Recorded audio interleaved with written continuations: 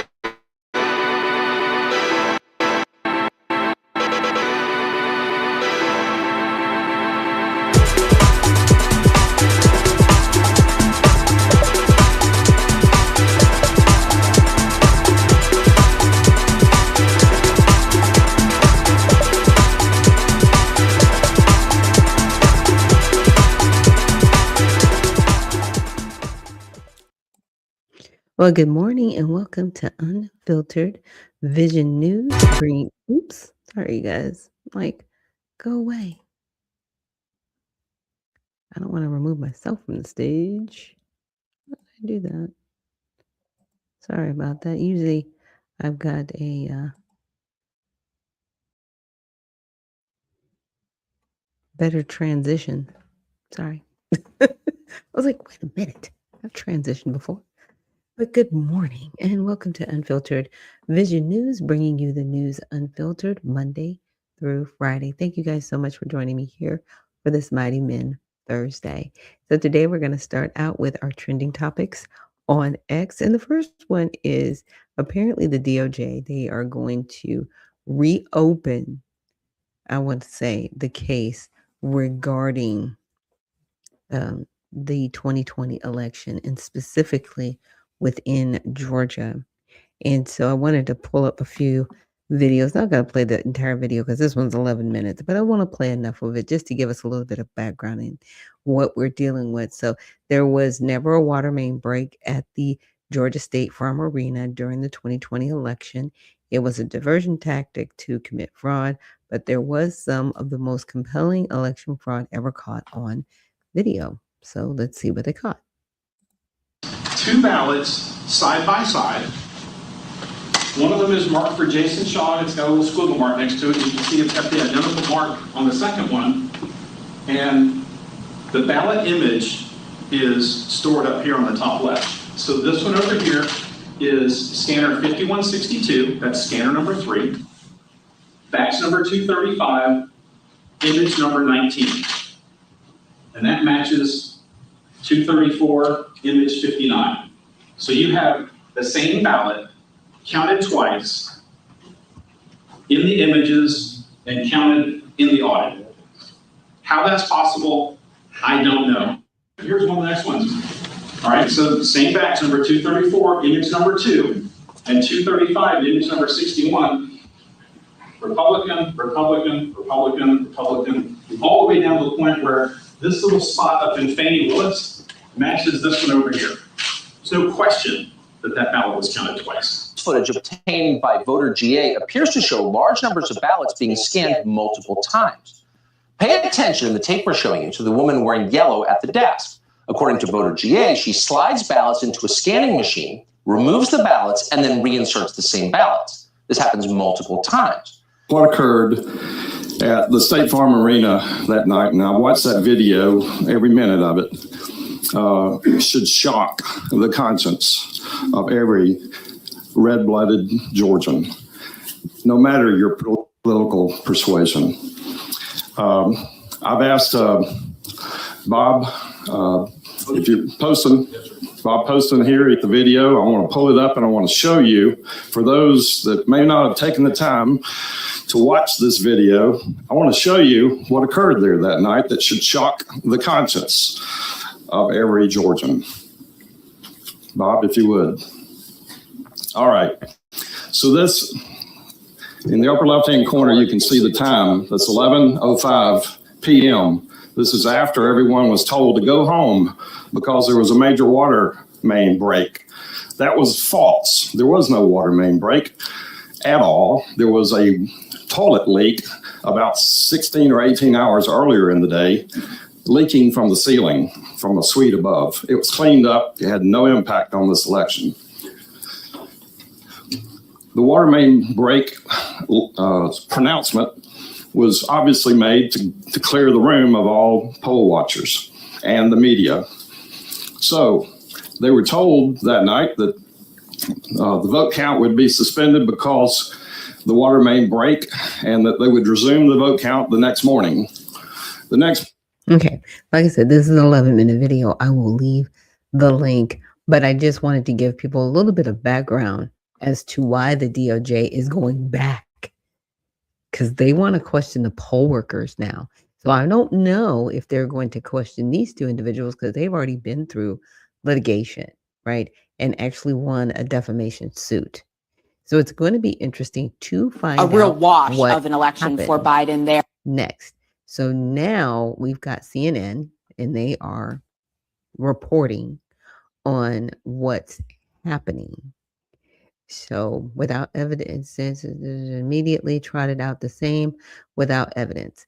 There is lots of evidence, and that's why I played that initial video to show that they were like, okay, they're scanning the ballots multiple times. Why is that? And I think those are some of the questions are going to be asked as to the protocol, because even the State Board of Elections here in Georgia is still asking the questions of Fulton County right now about the 2020 election. And it even affected the 2024 election. So Fulton County has a problem, and that's the issue. And that's the crux of the matter. We don't want to continue to go through elections in this state with a city and a county that has a problem like the one that they have. But Trump really does want to continue to say that the 2020 election was rigged. And now the Justice Department, they're going after thousands of names and addresses of these 2020 election workers. At a hearing last week, that was where the judge was hearing about why the Justice Department actually may want these things. This election happened 6 years ago. That's out of the time frame where the Justice Department could bring voting related federal criminal charges if they even would get to that point with a grand jury and a prosecutor there. His name is Will McComb. He said, "We are not sure what charges can be brought." And then he told the judge, "We don't know what they will tell us as far as what happened or what improprieties may or may not have happened in the 2020 election, and whether that is a continuing situation in this current election cycle or in the next election cycles for the Fulton County Board." But what the Justice Department is also saying is they just want to go out, knock on doors, potentially interview these ballot workers and poll workers. The judge, though, is looking at this. Is it a fishing expedition? And is this way too broad of a request? We're waiting to see what happens. It's actually not, because they weren't questioned the first time. Now, had they been questioned the first time, then it would have been more of a, okay, we can't do anything. But they were protected. They weren't questioned during the initial debacle. And that's what I'm going to call it. I'll call it a debacle. It's really sad what happened here in Georgia. Now, the next one I wanted to get to is this. I came across this and I was like, okay, I got to go over this. So apparently, God Talk is so foreign to MS Now, Katie Tur. What about this passage from Mike Johnson declaring that our rights do not derive from government? They come from you, our Creator, our Heavenly Father. Is this him putting God over the Declaration of Independence? This is what she said. McKay Coppins, somebody who responded, says, I actually think that that idea is not wholly uncommon. I mean, the idea that we have certain inalienable rights that come from God can be read in a fairly benign way, which is basically what we have innate human rights that our Constitution and our government, our democratic government, are meant to codify, right? That idea is not totally abnormal. So here's the clip. What about this passage from Mike Johnson declaring that our rights do not derive from government? They come from you, our Creator, and Heavenly Father. Is this him putting God over the Declaration of Independence? Okay. Well, I actually think that idea is not wholly uncommon. I mean, the idea that we have certain inalienable rights that come from God can be read in a fairly benign way, which is basically that we have innate human rights that our Constitution and our government, our democratic government, are meant to codify, right?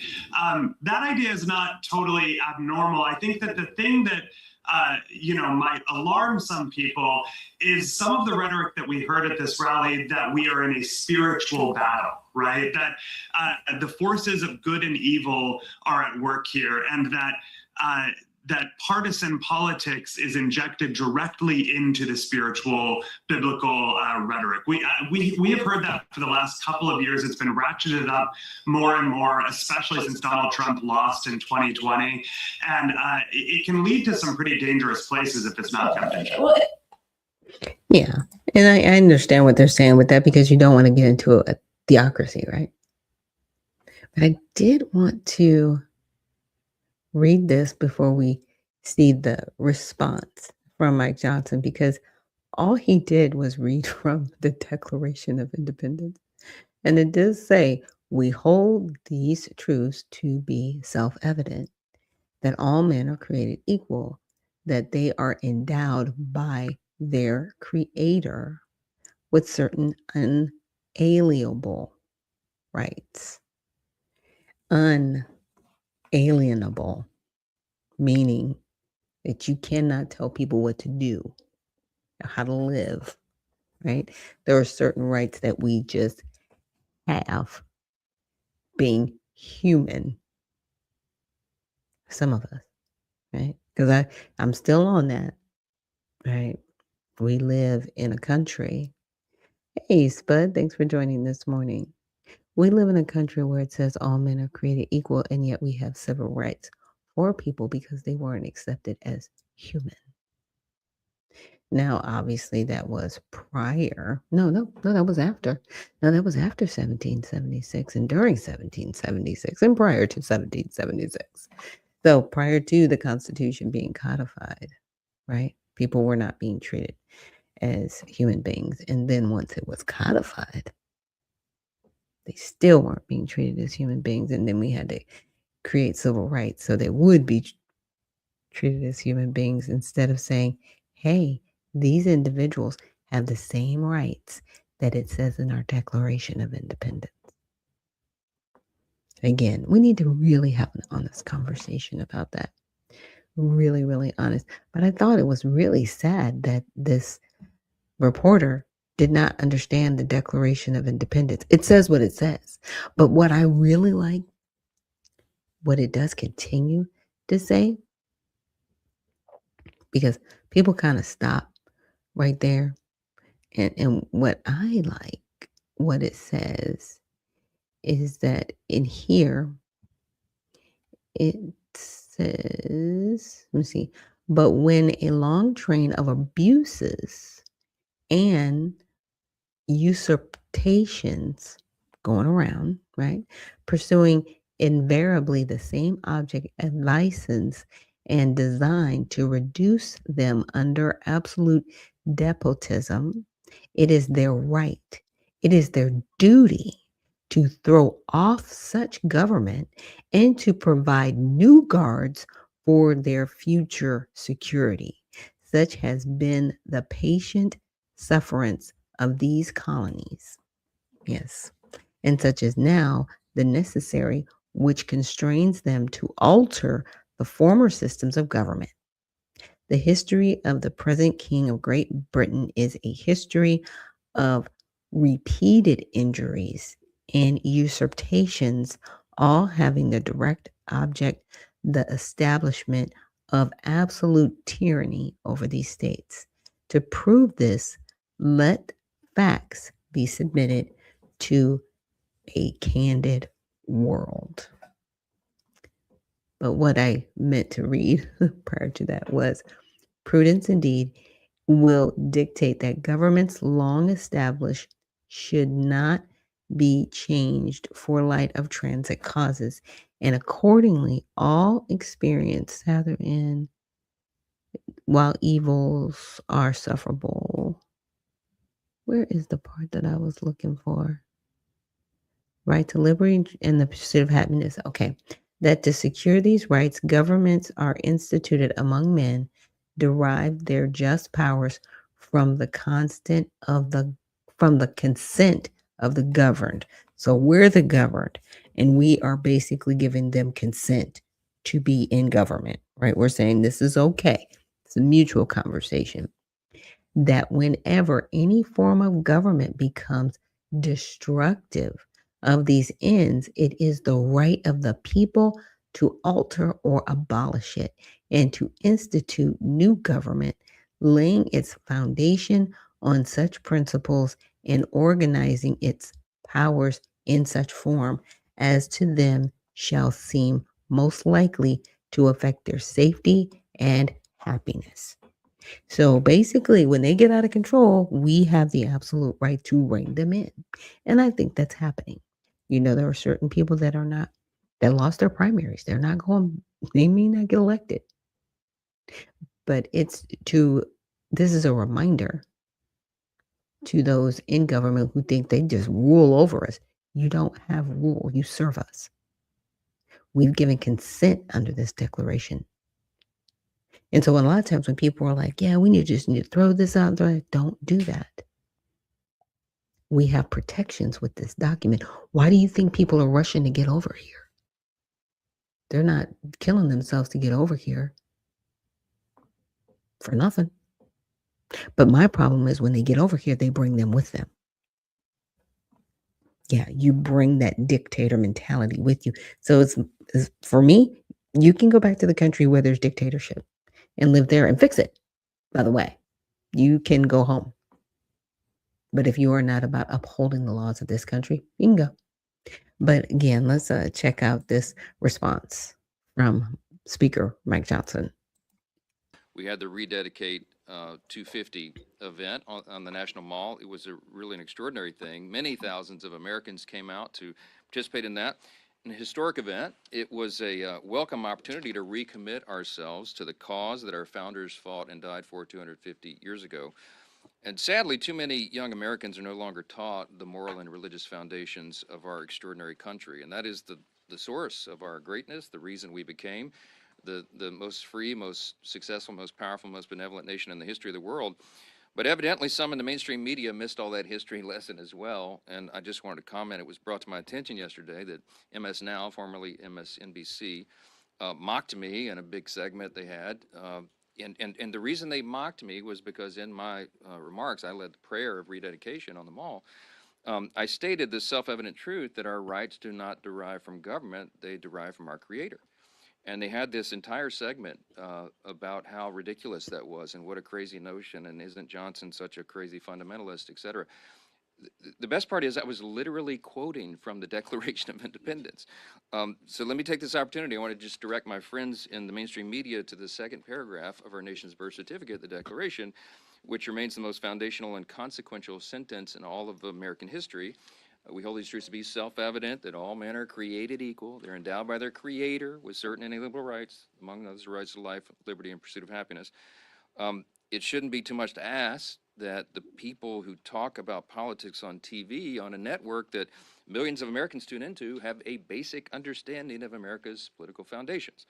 I hope this serves as a friendly reminder to every American that the best civic education is not from your favorite TV anchor or late night host, okay? It comes from our founding documents. You ought to go read the Declaration and the Constitution and the Federalist Papers and the other foundational texts that shape and guide our country. And as we approach the 250th birthday of the greatest nation in history, I encourage all of us to revisit those founding documents. It's really important. It's really important. The founders believed that in order to keep a constitutional republic, to maintain the republic, you had to have an informed and engaged electorate, the people, a government of, by, and for the people ourselves.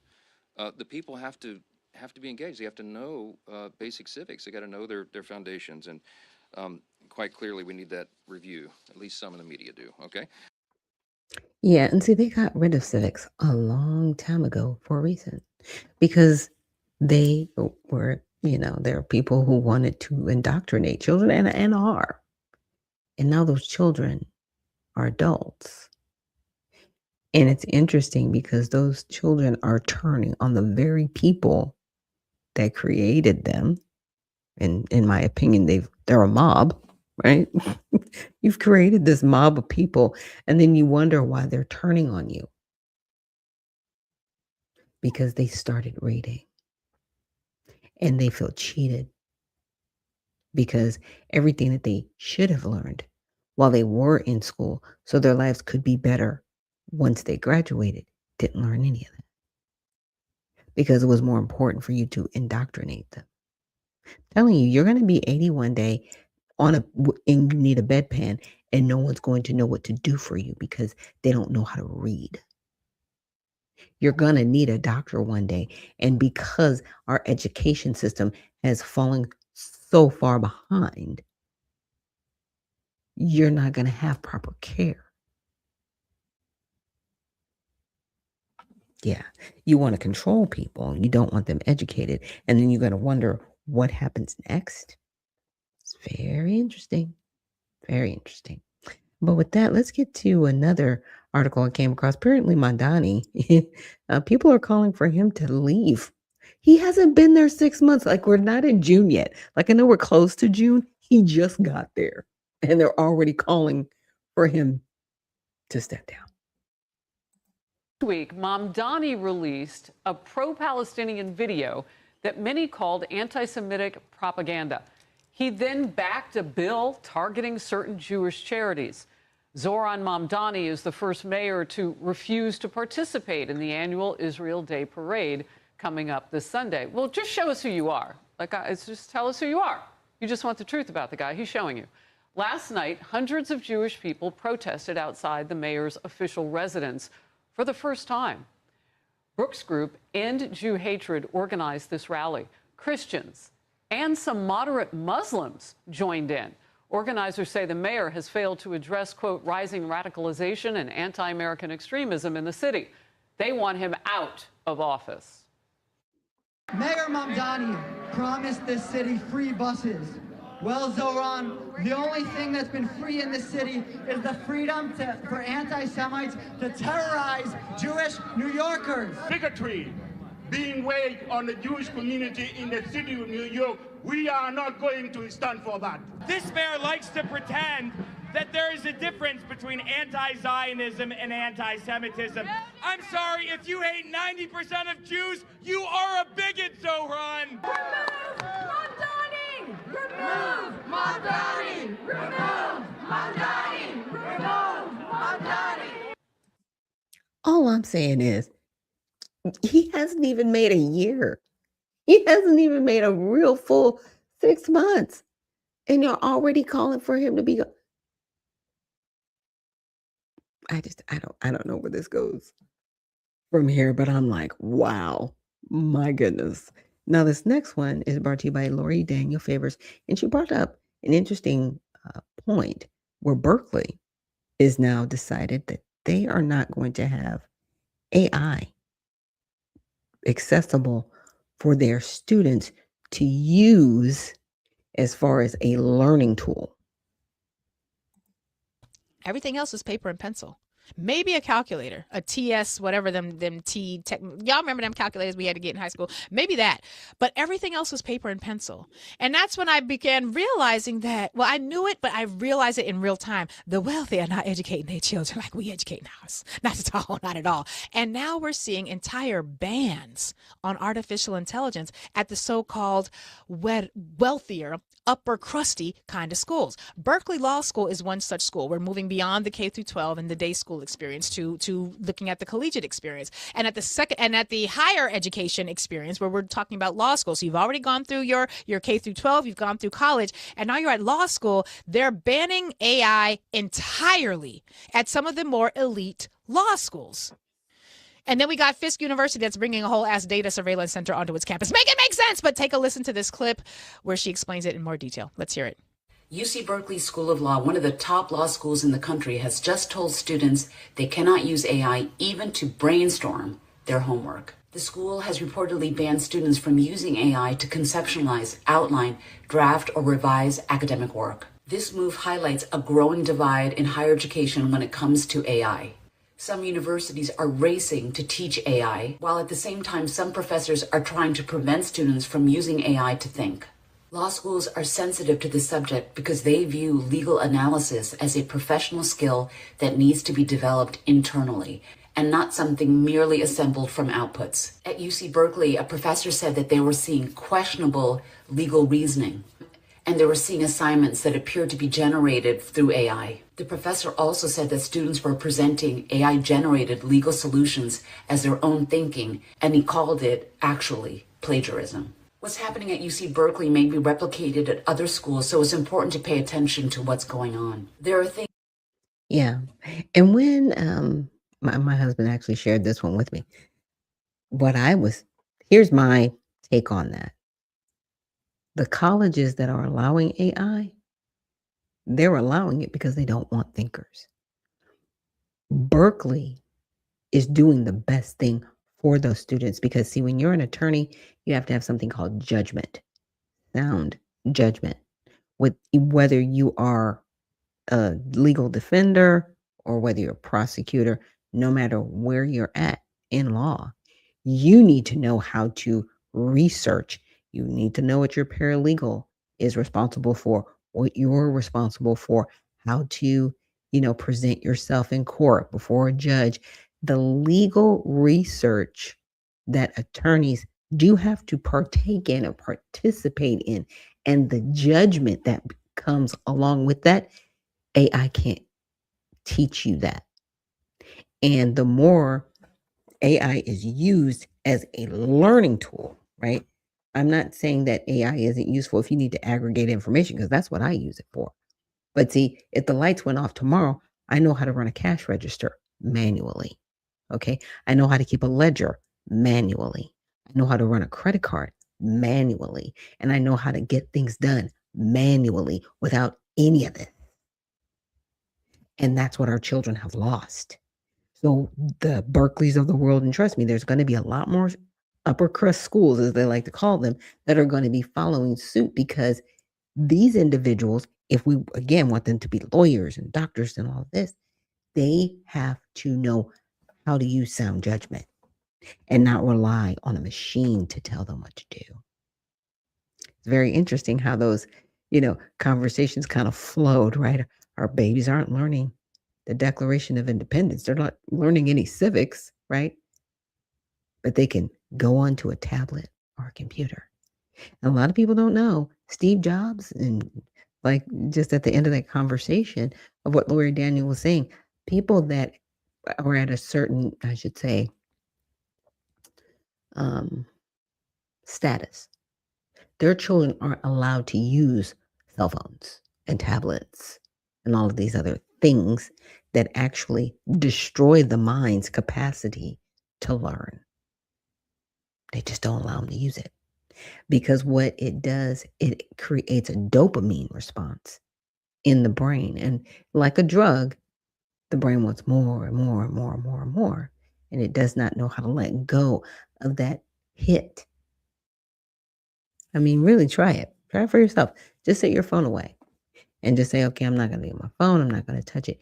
You will go through a type of withdrawal where you want to be on this machine. So it's not the withdrawal with AI that the colleges are looking at. It's the capacity of their students actually learning and not relying on a machine to do their homework. So with that, we will end the broadcast today. We will be back tomorrow for Prayer with Fridays. And thank you so much for joining me here on Unfiltered Vision News. And remember, I want you guys to stay well, stay focused, and stay unfiltered. We'll see you in the next one.